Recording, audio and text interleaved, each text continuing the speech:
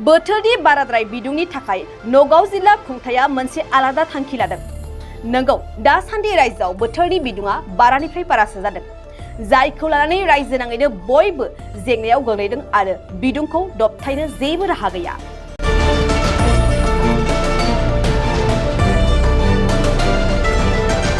फरायसालिनि समा सरासनस्रायै फुंबिलिनि 9 बाजिनिफ्राय जागायो, नाथाय बे खेबाव बोथोरनि बांद्राय बिदुंखौ नोजोर होनानै फरायसालिनि समखौ सोलायना होदों नगाव जिल्ला खुंथाया।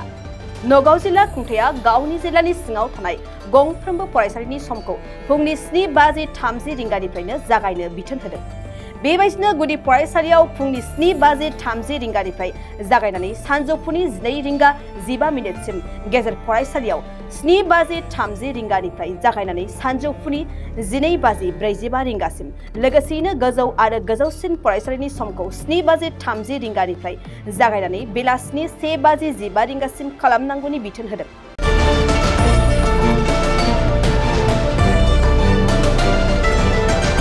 थांनाय सानखालि नगाव जिल्ला खुंथाया मोनसे मावख'आरि सावरायलायनायनि गेजेरजों बे थांखिखौ लानाय जायो आरो बे थांखिया दिनैनिफ्रायनो जागायो। मख'नो गोनांदि बे थांखिया जेब्लासिम अफिसियेलि दिखांना लाफिनजाया अब्लासिम सोलिबाय थागोन होननानै मिथिनो मोननाय जादों।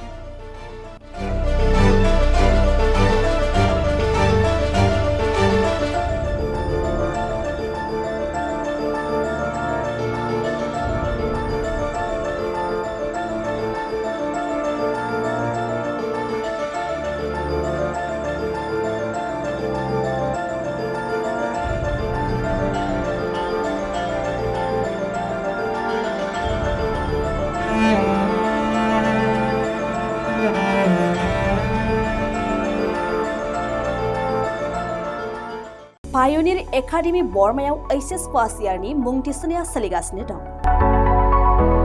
पायनिर एकाडेमी बरमायाव एचएस फार्स्ट इयारनि साइन्स आरो आर्ट्स मोन्नैबो आयदानि मुं थिसननाया सोलिगासिनो दं।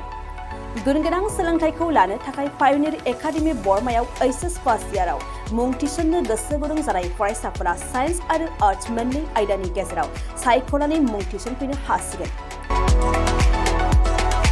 पायनिर एकाडेमी बरमायाव आलादायै नीट आरो जेईईनि कचिंबो होफानाय जायो। पायनिर एकाडेमी बरमायाव थानानै फरायनो हानाय राहानि थाखाय हौवासा आरो हिनजावसानि हस्टेलनि खाबुबो दं। बेनिखायनो गोसो गुदुं फरायसा आरो बिगोमा नोंथांमोनहा 9707537065 8638054125 6000410073 7576020620 नङाब्ला www.pioneeracademyborma.organization आरो pioneeracademyborma@gmail.com नि गेजेरजों फोनांजाब खालामनो हागोन।